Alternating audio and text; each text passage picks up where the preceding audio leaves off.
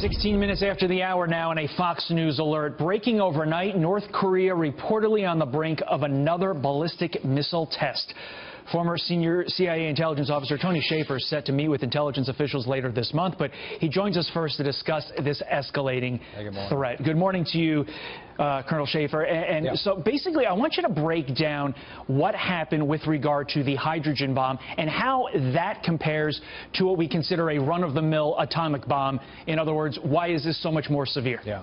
Simply put, it's an order of magnitude more severe regarding the explosive effects. We figured out in the early 50s how to essentially do what we call a hydrogen enhancement to a weapon. We don't know for a fact that the North Koreans have mastered this. I mean, again, it's a two-stage explosion, a fission-fusion explosion. The fission goes off, fusion hits in.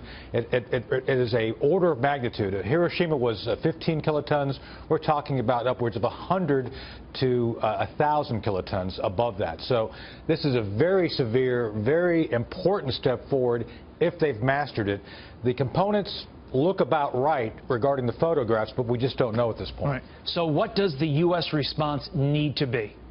Needs to be a very stern, looking them square in the eye, saying this continued menacing of the allies in the region and us is not acceptable. I mean, we have to now accept the fact that Hawaii and other elements of the eastern seaboard could be hit by a nuclear weapon, and more importantly, the homeland could be hit easily by what we call an EMP, electromagnetic pulse weapon. Right. The North Koreans have acknowledged the fact they're looking at this for the first time. And again, your audience can Google this. Something called Starfish Prime back in 1962 was our first experience with it, where this blast over the Pacific took out the power grid in Hawaii. It would be far worse today because everything we do now is electronically based, and it would be very severe. I'm going to ask this question, Sure. and I'm sitting in a chair here in New York, so I am not obviously involved. You heard all the pundits say, you know, there's no good solution here. But at the end of the day, we need to come up with a solution. Right. What is that solution going to be?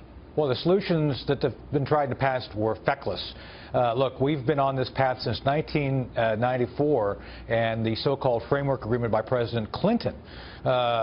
Doing the same thing over and over again, expecting different results is insane, and we have to stop that. So what we have to do now is lay out what we are not willing to accept and then enforce it. John Bolton spoke before about the fact that the Iranians are involved. We need to hold the Iranians accountable. People talk about how the North Korean program has been basically expanded quickly. It's because of the money we gave the Iranians got sent over to the North Koreans. Next, China. We got to hold China completely accountable. Look, this is one of those areas where we actually have more leverage over China to do the right thing than we think.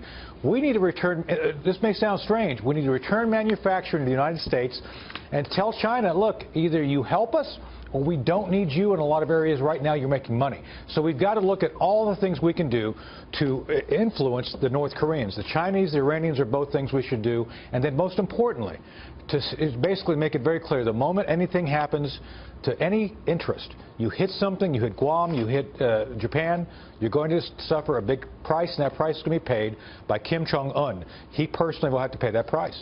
Lieutenant Colonel Shaffer, final question. Sure. How does this end? Well, it ends eventually, someday, I believe, with the ultimate resolution of the two states, North and South Korea coming back together. Look, this is how East and West Germany finally came back together, and I think ultimately they would end it. The question becomes, how do you do that?